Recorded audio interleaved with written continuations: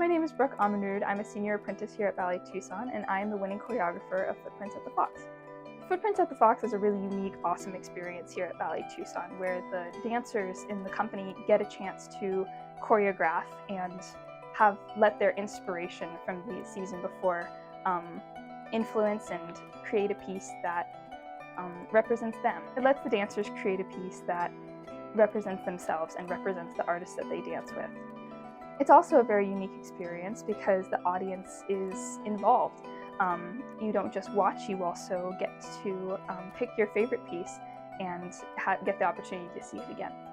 Yeah, so my piece is a little bit, it started off as a bit of like an odd process. I read this satirical essay back in high school, and it always kind of sat with me, partially because it was just, it's satire, and so satire is often, can be a little dark sometimes, and tends to make light of pretty serious situations. But it always stuck with me, and so when creating this piece, and when I had the idea for this piece, incorporating that essay, I wanted to highlight all the different aspects of the essay, including its humor, the Irish inspiration, obviously, and then also at its core, what the essay is about, which is influence in everything, in all things surrounding us, but particularly influence towards people in power and confident people. A lot of the times we see easily influenced people as the quieter and more go with the flow kind of people, but the whole essay is written in the form of almost a decree, a bill, or a political notion that's trying to get passed. So it's not trying to influence people who would generally go with the flow. It's people who are very confident, and people of power.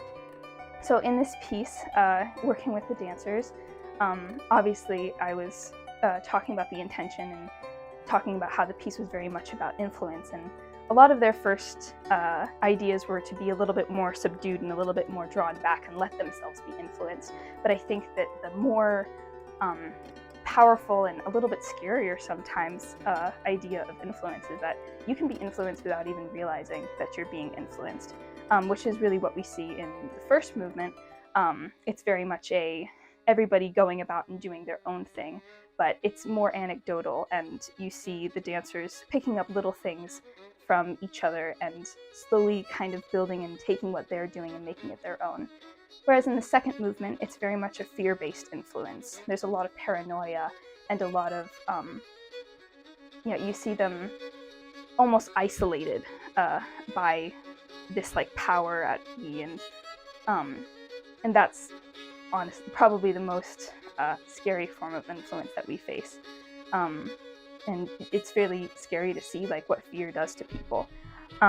So yeah, we see the dancers looking for a safe space and looking for a light at the end of the tunnel, I guess.